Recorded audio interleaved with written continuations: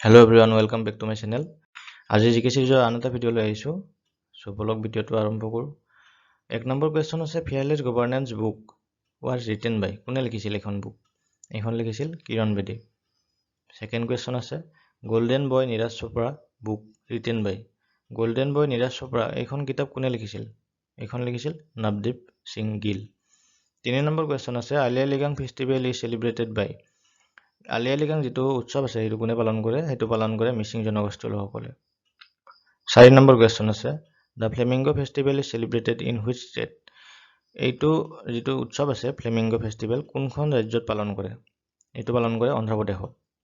5 নম্বৰ question who was the founder of Bengal Gazette? এখন newspaper হয়। এইখনৰ কোনে ফাউণ্ডাৰ মানে আছিল সেইটো সুধিছে। সেইটো ফাউণ্ডাৰ আছিল জেমছ অগাষ্টাছ হিক্কি। 6 নম্বৰ কোৱেশ্চন আছে first tiger reserve in India is? আমাৰ ভাৰতত প্ৰথম মানে টাইগাৰ ৰিজাৰ্ভ কোনখন আছিল আৰু বৰ্তমান এইখন ক'ত আছে সেইটো সুধিছে। সেইখন হ'ল বান্দিপুৰ টাইগাৰ ৰিজাৰ্ভ কৰ্ণাটকত আছে। 7 number question who is the father of green revolution in India? আমাৰ ভাৰতত গ্ৰীণ ৰিভলিউশ্যনৰ পিতৃপুৰুষ বুলি কাক জনা যায়? তেখেত হ'ল এম এছ স্বামীনাথন। 8 নম্বৰ question who is the father of green revolution in the world? এইটো সুধিছে ৱৰ্ল্ডৰ মানে ক্ষেত্ৰত। এইটো হ'ল নৰ্মান বৰলুক। আপোনালোকৰ এই দুটা কুৱেশ্যনত অলপ কনফিউজন হ'ব, চ' মই একেলগে দি দিছোঁ। এক্সট্ৰাকৈ পালে অলপ কনফিউজন হৈ যায় মানে এইটো, চ' একেলগে মই দি দিছোঁ, আপোনালোকে নোট ডাউন কৰি ৰাখিব।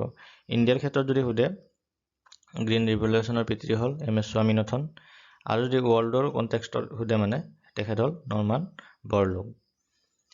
9 নম্বৰ কুৱেশ্যন আছে the mid day meal scheme is now known as? আমাৰ যিটো মধ্যাহ্ন ভোজন চলে স্কুলবিলাকত সেইটো বৰ্তমান নতুন এটা নামাকৰণ কৰা হৈছে, সেইটো হ'ল PM পোষণ। 10 number question the real name of mother Teresa was? এইটো এইবাৰ ডাইৰেক্ট ৰিক্ৰুইটমেণ্টৰ পৰীক্ষাটো আহি গৈছে এইটো কুৱেশ্যন। নামটো হ'ল এংগনিছ গাংজা বিজাউ। অলপ নামটো কঠিন হয়, কিন্তু আপোনালোকে নোট ডাউন কৰি প্ৰেক্টিছ কৰি থাকিব। একো নাই, এক আনকমন নামটো মনত থাকি যাব, নোট ডাউন কৰি ৰাখিব খালি। 11 নম্বৰ question first Indian women to win Booker Prize? প্ৰথম ভাৰতীয় মহিলা যোনে বুকাৰ প্ৰাইজ লাভ কৰিছিল তেখেত হ'ল অৰুন্ধতী ৰয়। 12 নম্বৰ কুৱেশ্যন আছে what is the original name of Santa Claus? Santa ক্লজৰ অৰিজিনেল নাম কি?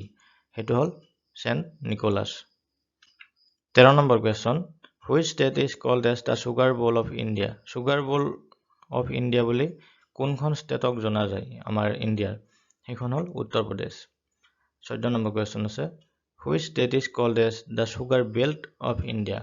এই দুটা কুৱেশ্যনতো কনফিউজন লাগে, চ' মই একেলগে দি দিছোঁ, আপোনালোকে এইটোও নোট ডাউন কৰি ৰাখিব। ইয়াতে যদি আপোনালোকৰ কনফিউজন লাগে চ' নোট ডাউন কৰি ৰাখিব ভালকৈ, মাজে মাজে প্ৰেক্টিছ কৰি থাকিব। চ' চুগাৰ বেল্ট বুলি যদি সোধে ন তেতিয়াহ'লে মহাৰাষ্ট্ৰ হ'ব, আৰু চুগাৰ বল বুলি যদি সোধে তেতিয়াহ'লে উত্তৰ প্ৰদেশ হ'ব। ইম্পৰ্টেণ্ট কুৱেশ্যন হয়, আটাইখিনি ৰিপিট হৈ আছে কুৱেশ্যনবিলাক এক্সামত। 15 নম্বৰ কুৱেশ্যন আছে which Mughal ruler was called as লম্পট মূৰ্খ?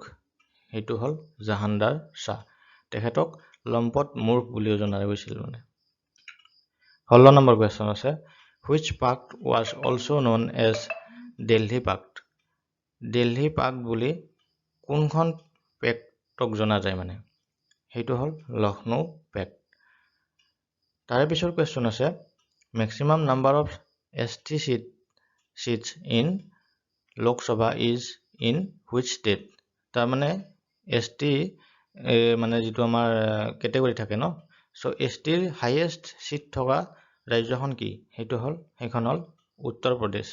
ইয়াতে ST মানে আমাৰ যিটো কেটেগৰী থাকে OBC, জেনেৰেল ST SC, চ' STৰ চিট ইয়াতে হাইয়েষ্ট আছে মানে উত্তৰ প্ৰদেশত। 18 নম্বৰ কুৱেশ্যন হ'ল হু ৰোড ৰেহলা? ৰেহলা এখন বুৰঞ্জীমূলক কিতাপ হয়, এখন কোনে লিখিছিল?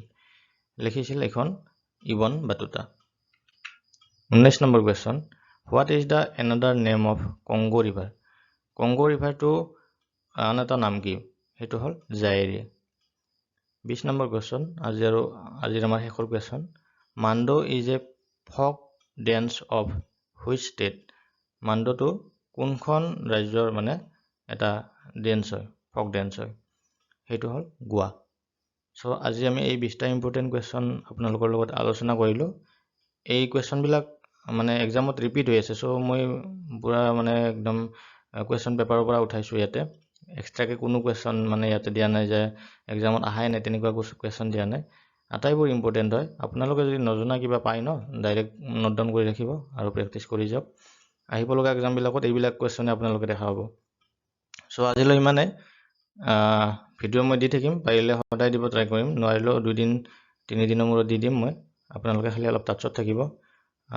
বাকী ইমানে, আজিলৈ ইমানে। Thank U.